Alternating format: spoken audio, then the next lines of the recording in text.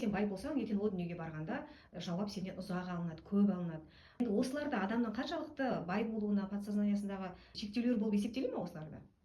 Оны қалай анықтауға болады және? Егер де ол сіздің іс-әрекетіңізді жасауға кедергі жасаса, ойыңызға жаңағы кедергі жасаса, ой деген не? Өзіңізге сенімділікті арттыруға, кедергі жасаса, ол шектеу болады. Оны қалай анықтайды адам өзінде ондай ой бар екенін? Мен жаңа айттым ғой, мысалға, сіз бизнесті ашқыңыз келіп отыр, сіздің айналаңыздағы адамдар айтады, осындай кәсіп аштым, мен банкротқа ұшырадым деп айтады. Міне ой.